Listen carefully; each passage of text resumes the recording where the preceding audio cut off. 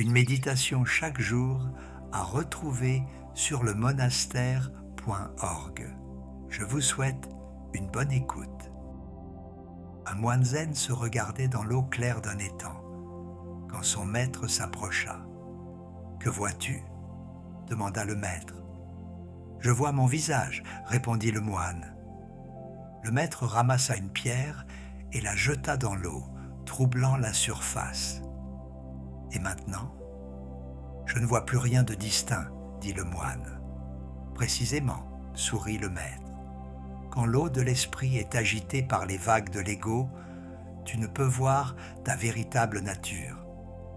Mais dis-moi, qui était là avant que ton reflet n'apparaisse et qui demeure quand il disparaît ? Cette parabole ancienne pointe vers l'une des illusions les plus tenaces et les plus universelles de l'expérience humaine. La croyance en l'existence d'un moi, solide, permanent, séparé du reste de l'existence. Ce que nous appelons l'ego ressemble à un mirage dans le désert. De loin, il semble réel et substantiel. Mais plus nous nous en approchons avec l'attention claire de la conscience, plus il révèle sa nature insaisissable. Les traditions contemplatives de l'Orient, taoïsme, zen, bouddhisme, ont depuis des millénaires exploré cette illusion fondamentale et développé des moyens habiles pour nous en libérer. Non pas pour nous détruire ou nous diminuer, mais au contraire pour révéler notre vraie nature, infiniment plus vaste et plus libre que les limites étroites dans lesquelles l'ego nous enferme. L'ego est souvent confondu avec l'estime de soi ou la confiance en soi. Mais ce que les sagesses orientales appellent ego ou petit soi désigne quelque chose de plus subtil et de plus fondamental. Une voix intérieure qui nous murmure constamment « Je suis ceci, je veux cela, je n'aime pas ça, je dois me protéger, je mérite mieux ». Cette voix qui semble si familière qu'elle se confond avec notre identité même. L'ego se manifeste d'abord par cette tendance compulsive à se définir, à se catégoriser, à se comparer. Je suis intelligent, je suis quelqu'un de généreux, je ne suis pas comme eux, je réussis mieux que lui. Cette activité incessante de définition révèle une angoisse profonde, celle de ne pas savoir qui nous sommes vraiment. Comme si, en accumulant suffisamment d'étiquettes et de caractéristiques, nous pouvions enfin construire une identité solide et rassurante. Observons cette tendance dans notre quotidien. Au travail, quand un collègue reçoit une promotion que nous convoitions, une petite voix s'élève. « Ce n'est pas juste, j'étais plus qualifié. » Dans les transports en commun, quand quelqu'un nous bouscule, l'ego s'insurge. Il pourrait faire attention, je ne suis pas invisible. Dans nos relations, quand notre partenaire ne remarque pas nos efforts, l'ego se plaint. Je fais tellement pour cette relation et ça n'est même pas reconnu. Ces réactions révèlent les mécanismes profonds de l'ego, le besoin constant de reconnaissance, la peur d'être ignoré ou diminué, l'attachement à une image de soi positive. Chacune de ces réactions suppose l'existence d'un moi central qui mérite attention, respect, validation. Mais qu'est-ce que ce moi exactement ? Où se trouve-t-il ? Peut-on le saisir ? La tradition bouddhiste enseigne que cette recherche révèle l'une des caractéristiques fondamentales de l'existence, anatta ou non-soi. Quand nous examinons attentivement notre expérience, nous ne trouvons nulle part ce moi solide et permanent que l'ego prétend être. Nous trouvons des pensées qui surgissent et disparaissent, des émotions qui montent et redescendent, des sensations qui apparaissent et s'évanouissent, mais aucune entité fixe qui serait le propriétaire de toutes ces expériences. Un maître zen demandait à ses disciples : « Montrez-moi votre esprit originel, celui que vous aviez avant la naissance de vos parents. » Cette question paradoxale pointe vers cette réalité qui précède et transcende toutes nos identifications égotiques. Avant de nous identifier comme homme ou femme, professionnel ou étudiant, succès ou échec, quelque chose était déjà là. Cette présence pure, cette conscience claire qui observe tous les contenus de l'expérience sans s'identifier à aucun. Le Tao Te Ching exprime cette vérité à travers l'image du pu, le bois non taillé, qui représente notre nature originelle avant que l'ego ne la façonne selon ses catégories limitées. Cette nature première n'a pas besoin de se définir ou de se justifier. Elle est, simplement et pleinement, comme l'eau qui coule naturellement vers l'océan, sans se demander si elle est digne de ce voyage. Cette perspective transforme radicalement notre compréhension de l'identité. Au lieu de voir l'identité comme quelque chose à construire, à défendre, à améliorer, nous découvrons qu'elle ressemble plutôt à un vêtement que nous portons, un rôle que nous jouons. Non pas que ce rôle soit faux ou condamnable, mais il n'épuise pas ce que nous sommes vraiment. L'acteur reste distinct du personnage qu'il interprète, même s'il peut s'y investir totalement. Cette réalisation apporte un soulagement profond. Combien d'énergie gaspillons-nous à entretenir, protéger, améliorer cette image de nous-mêmes ? Combien de souffrance naît de cette identification exclusive à nos rôles temporaires ? Quand nous comprenons que nous ne sommes pas nos pensées, pas nos émotions, pas nos réussites ou nos échecs, pas même notre histoire personnelle, une liberté immense s'ouvre. Cette liberté ne signifie pas devenir irresponsable ou indifférent. Au contraire, elle permet d'agir avec plus d'authenticité et d'efficacité. Quand l'ego ne monopolise plus notre attention avec ses inquiétudes narcissiques, nous pouvons répondre aux situations avec plus de clarté et de créativité. Nous cessons de filtrer chaque expérience à travers le prisme de « qu'est-ce que cela dit de moi ?» pour nous ouvrir à la richesse pure de ce qui est. L'ego se nourrit particulièrement de nos attachements. Attachements à nos opinions, à nos possessions, à notre image, à nos relations, à nos projets. Ces attachements ne sont pas problématiques en eux-mêmes, mais l'identification exclusive à eux crée une vulnérabilité constante. Quand nous croyons être nos opinions, toute remise en question devient une attaque personnelle. Quand nous nous identifions à nos possessions, toute perte devient une diminution de notre être. Quand nous confondons notre identité avec nos rôles sociaux, toute critique devient une menace existentielle. Observons cette dynamique dans nos réactions face à la critique. Quelqu'un fait une remarque sur notre travail et immédiatement, l'ego se mobilise. Il ne comprend rien. Elle est jalouse. Ils ne reconnaissent pas ma valeur.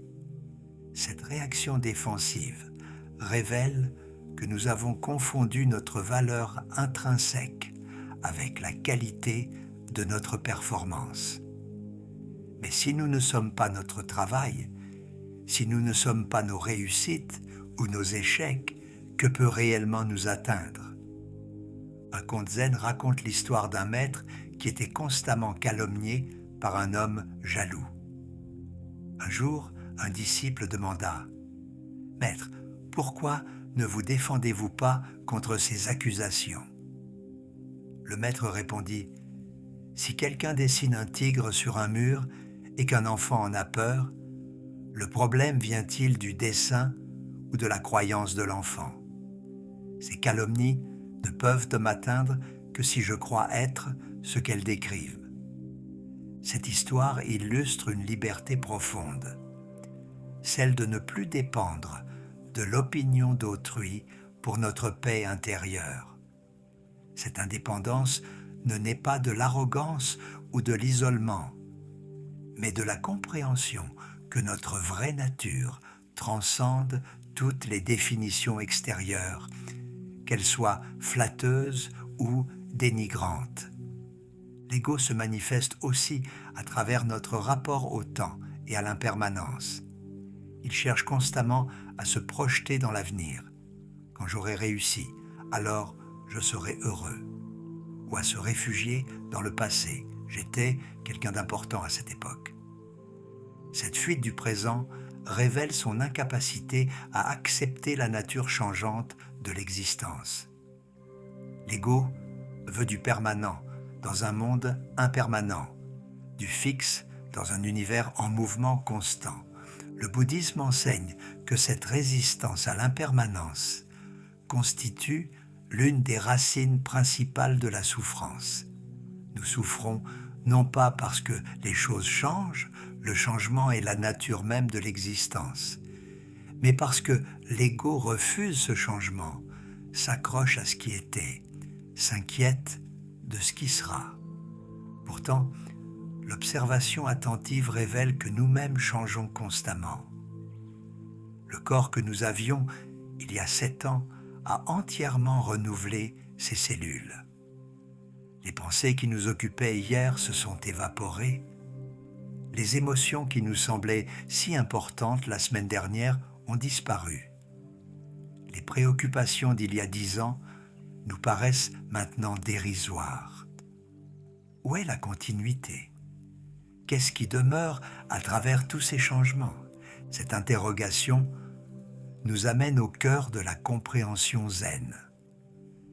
Ce qui demeure n'est pas une chose, mais une capacité, la capacité d'être conscient, de savoir que nous savons, d'observer tous les changements sans être emportés par eux. Cette conscience pure ressemble à l'espace qui contient tous les objets sans être affecté par eux, au miroir qui reflète toutes les images sans en garder aucune trace. Un maître taoïste enseignait « L'eau prend la forme du vase qui la contient, mais elle demeure toujours eau. De même, la conscience prend la forme de chaque expérience, mais elle demeure toujours cette capacité pure de connaître. » Cette métaphore révèle notre vraie nature, non pas les contenus changeants de l'expérience, mais la capacité même d'expérimenter.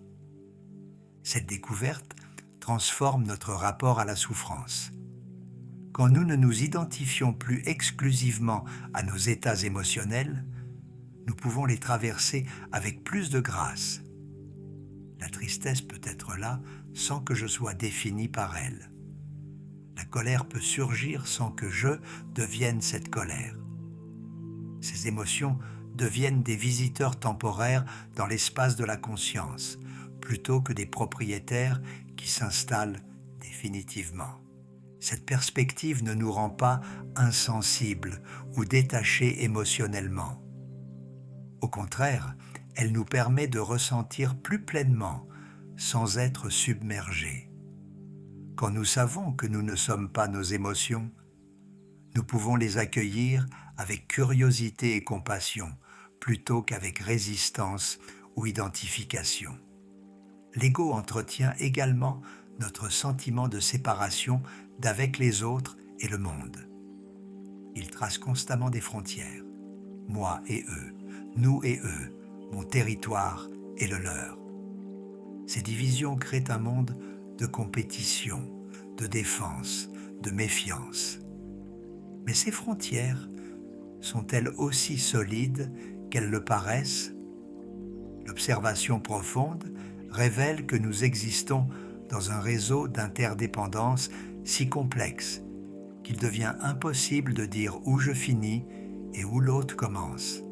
L'air que nous respirons a été expiré par d'innombrables êtres avant nous. La nourriture que nous mangeons incorpore l'énergie du soleil, de la terre, de l'eau.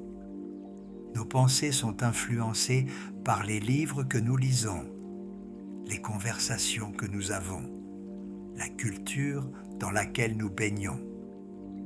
Nos émotions résonnent avec celles des personnes qui nous entourent. Le bouddhisme exprime cette vérité à travers l'enseignement de l'interdépendance originelle. Rien n'existe de manière indépendante, tout surgit en relation avec tout le reste. Cette compréhension dissout progressivement les frontières rigides que l'ego trace entre soi et le monde. Un maître zen disait « Regardez profondément dans votre vraie nature et vous découvrirez qu'elle n'a pas de limite fixe. Ce que vous appelez vous, s'étend bien au-delà de ce que vous imaginez. » Cette réalisation révèle que notre nature véritable n'est pas limitée aux frontières de ce corps particulier ou de cette histoire personnelle. Nous participons à un mystère bien plus vaste. Cette réalisation transforme nos relations. Au lieu de voir les autres comme des étrangers potentiellement menaçants ou des objets à manipuler pour notre satisfaction, nous commençons à reconnaître en eux des aspects de la même nature fondamentale qui nous anime. Cette reconnaissance spontanée génère une compassion naturelle, non forcée, qui n'a plus besoin d'être cultivée artificiellement. Toutefois, reconnaître la nature illusoire de l'ego ne signifie pas le combattre ou chercher à l'éliminer. Cette approche révélerait une incompréhension fondamentale. Qui chercherait à éliminer l'ego? L'ego lui-même. Cette tentative créerait un ego spirituel encore plus subtil et potentiellement plus orgueilleux que l'ego ordinaire. La voie proposée par les traditions contemplatives est plus douce et plus intelligente. Il s'agit d'observer l'ego avec la curiosité bienveillante d'un scientifique qui étudie un phénomène naturel. Nous apprenons à reconnaître ces manifestations sans nous identifier à elles, à voir ces stratégies sans nous laisser piéger par elles. Cette observation révèle que l'ego ressemble à un enfant apeuré qui cherche constamment attention et réassurance. Derrière toutes ces demandes d'amour, de reconnaissance, de sécurité, se cache une peur profonde, celle de ne pas avoir de valeur réelle, de n'être qu'une construction temporaire dans un univers qui semble indifférent à nos petites préoccupations personnelles. Cette peur révèle en fait une intuition juste. L'ego, tel qu'il se conçoit, est effectivement une construction temporaire. Mais cette découverte, au lieu d'être terrifiante, peut devenir libératrice. Si l'ego n'a pas la solidité qu'il prétend avoir, qu'est-ce qui peut être réellement blessé? Si notre identité séparée est plus fluide que nous le pensions, qu'est-ce qui peut être véritablement menacé? Cette compréhension ouvre vers une sécurité plus profonde que toutes les protections que l'ego peut ériger. Un conte taoïste raconte l'histoire d'un homme qui rêvait qu'il était un papillon. Dans son rêve, il voltigeait de fleur en fleur, insouciant et libre. Quand il se réveilla, il se demanda « Suis-je un homme qui a rêvé être un papillon ou suis-je un papillon qui rêve maintenant être un homme ?» Cette histoire illustre la relativité de nos identités et la difficulté de dire ce qui est fondamental et ce qui est construction. Cette perspective ne nous plonge pas dans un relativisme paralysant, mais nous invite à tenir nos identités plus légèrement, à jouer nos rôles avec plus de liberté. Nous pouvons être pleinement un parent, un professionnel, un ami, tout en sachant que ces rôles ne définissent pas entièrement ce que nous sommes. Cette légèreté apporte une créativité et une spontanéité nouvelles dans nos interactions. La pratique de la méditation offre un laboratoire privilégié pour observer les mécanismes de l'ego. Quand nous nous asseyons en silence, l'ego se révèle dans toute sa agitation. Il commente, juge, planifie, se souvient, s'inquiète. Il résiste à la simplicité du moment présent, préférant ses élaborations mentales complexes. Dans ce silence observateur, nous découvrons que nous ne sommes pas cette voix intérieure, bavarde, mais celui qui l'entend. Nous ne sommes pas le flux des pensées, mais l'espace dans lequel elles apparaissent et disparaissent. Cette discrimination entre l'observateur et l'observé constitue l'un des enseignements les plus précieux de la méditation. Au début, cette réalisation peut sembler instable, fugace. L'ego reprend rapidement le contrôle, nous convainquant que cette expérience de pure conscience était juste un moment agréable sans importance profonde. Mais avec la pratique patiente, ces moments de clarté s'approfondissent et se stabilisent. La tradition zen parle de satori, ces instants d'éveil où la nature construite de l'ego devient évidente avec une clarté éblouissante. Ces moments peuvent survenir dans la méditation, mais aussi dans les circonstances les plus ordinaires, en regardant un coucher de soleil, en écoutant de la musique, en accomplissant une tâche simple avec une attention totale. Un maître zen décrivait son éveil ainsi.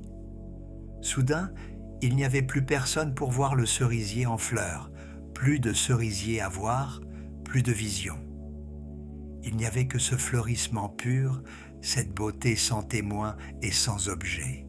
Cette description pointe vers une forme de perception directe qui transcende la dualité sujet-objet maintenue par l'ego. Ces expériences révèlent que ce que nous cherchions à travers toutes les stratégies de l'ego, plénitude, paix, joie, amour, était déjà là, masqué par les constructions mêmes censées nous y mener. L'ego ressemble à quelqu'un qui chercherait des lunettes qu'il porte déjà sur le nez. Cette découverte transforme notre approche de la réalisation spirituelle. Au lieu de chercher à devenir quelque chose de plus ou de mieux, nous apprenons à enlever les voiles qui cachent ce que nous sommes déjà. Cette voie de soustraction plutôt que d'addition correspond à l'enseignement taoïste du Wu Wei, accomplir en n'accomplissant pas, atteindre en cessant de chercher.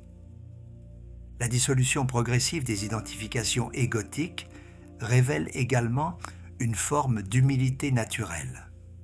Non pas l'humilité forcée de celui qui se dénigre, mais l'humilité spontanée de celui qui réalise sa vraie place dans l'ordre des choses. Comme une vague qui découvre qu'elle participe de l'océan tout entier, nous reconnaissons notre appartenance fondamentale à quelque chose de bien plus vaste que notre histoire personnelle. Cette humilité transforme notre rapport à la réussite et à l'échec.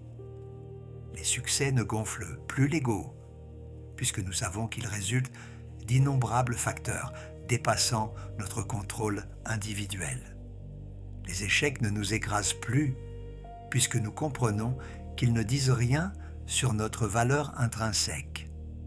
Cette équanimité face au haut et au bas de l'existence apporte une paix profonde. Un sage taoïste enseignait « Le bambou plie dans la tempête et se redresse quand elle passe. Il ne résiste pas au vent, mais il ne se brise pas non plus. Soyez comme le bambou, souple sans être faible, ferme sans être rigide. » Cette métaphore illustre la force qui naît de la dissolution des rigidités égotiques. Cette souplesse nous permet de nous adapter aux circonstances changeantes sans perdre notre centre.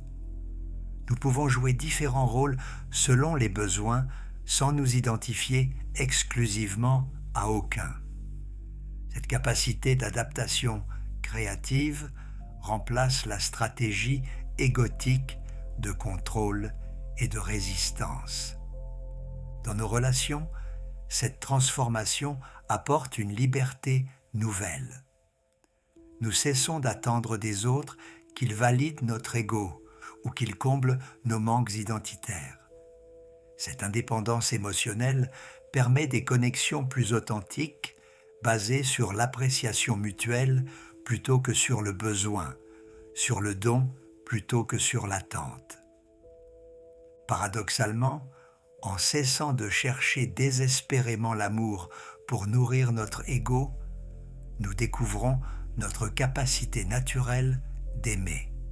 Cette découverte ne procède pas d'une inflation spirituelle, mais de la reconnaissance de notre nature véritable.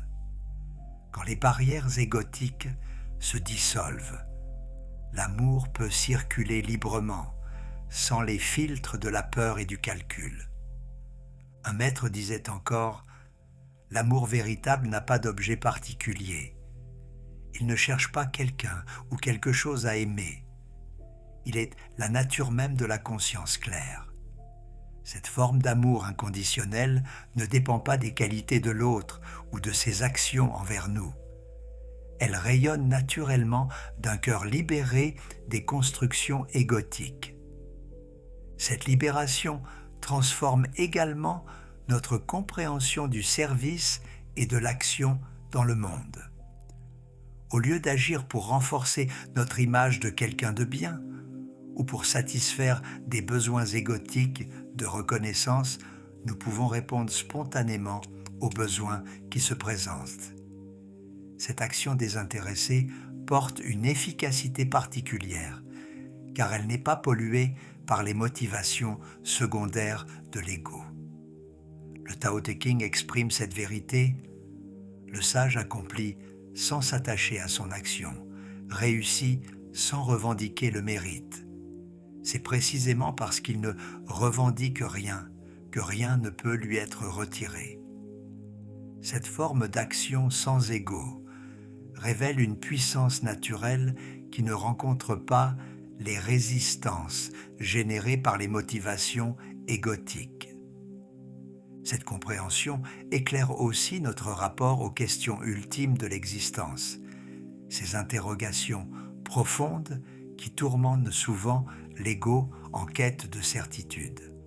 Si nous ne sommes pas ce corps qui vieillit, ces pensées qui passent, cette histoire personnelle qui se terminera, qu'est-ce qui constitue réellement notre essence? Cette interrogation ne vise pas à nier la réalité de notre condition mortelle, mais à explorer ce qui en nous transcende cette condition apparente. Un maître zen enseignait « Avant votre naissance, quelle était votre nature? Après votre mort, où sera-t-elle » Si vous comprenez cela, vous comprenez que la vie et la mort ne sont que des vagues à la surface de l'océan. Cette perspective transforme notre relation aux questions ultimes sans prétendre les résoudre définitivement. Cette transformation révèle progressivement que notre nature véritable ne naît pas et ne meurt pas, non pas parce qu'elle serait immortelle au sens ordinaire du terme, mais parce qu'elle transcende les catégories ordinaires de naissance et de mort. Cette réalisation apporte une paix profonde face à l'incertitude fondamentale de l'existence. L'intégration de cette compréhension dans la vie quotidienne ne se fait pas du jour au lendemain. L'ego a des racines profondes et des stratégies subtiles pour se reconstituer. Il peut même se dissimuler derrière des concepts spirituels, créant un ego éveillé qui se croit supérieur aux autres parce qu'il a eu quelques insights sur sa nature illusoire. Cette vigilance contre l'ego spirituel demande une humilité constante et une observation fine de nos motivations. Chaque fois que nous nous surprenons à nous sentir supérieurs parce que nous pratiquons la méditation.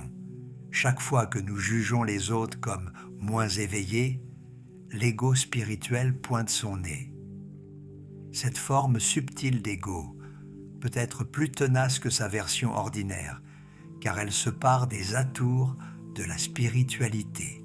Un conte zen raconte l'histoire d'un moine qui se vantait de sa réalisation spirituelle. Son maître lui dit « Montre-moi ton ego ». Le moine répondit « Mais maître, j'ai transcendé l'ego ». Le maître éclata de rire « Voilà ton ego, il se cache maintenant derrière ta prétendue réalisation ». Cette vigilance bienveillante nous garde dans l'humilité et la simplicité. Elle nous rappelle que la véritable réalisation ne se pavane pas, ne se compare pas, ne revendique rien. Elle se manifeste plutôt par une simplicité naturelle, une bonté spontanée, une présence humble et attentive. Cette simplicité retrouvée transforme notre rapport au quotidien. Les tâches les plus ordinaires révèlent leur dimension sacrée quand elles sont accomplies sans l'agitation égotique. Laver la vaisselle devient une méditation.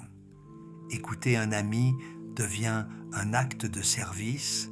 Marcher dans la rue devient une communion silencieuse avec la vie qui nous entoure. Cette transformation ne nous retire pas du monde, mais nous y engage différemment. Au lieu d'aborder chaque situation en nous demandant « qu'est-ce que j'y gagne ?», nous pouvons nous demander « comment puis-je servir ici ?» Ce changement de perspective, apparemment simple, révolutionne notre expérience. L'ego n'est ni notre ennemi à combattre, ni notre identité véritable à préserver, mais plutôt un mirage qui nous a longtemps détournés de notre vraie nature. Comme tous les mirages, il s'évanouit quand nous nous en approchons avec l'attention claire de la conscience éveillée. Cette évaporation révèle ce que nous avions toujours été. Cette conscience pure et libre qui observe tous les phénomènes sans s'identifier à aucun. Cette capacité d'amour qui rayonne naturellement quand les barrières égotiques tombent. Cette paix profonde qui ne dépend d'aucune circonstance extérieure, car elle constitue notre essence même. Dans cette reconnaissance de notre vraie nature se trouve la promesse d'une existence authentiquement libre, libre de la peur existentielle qui pousse l'ego à ses stratégies désespérées, libre du besoin de validation qui nous rend dépendants du regard d'autrui, libre de la course épuisante vers un bonheur toujours repoussé à plus tard. Cette liberté nous permet enfin de vivre pleinement, d'aimer sans condition, de servir sans calcul et de danser avec la vie.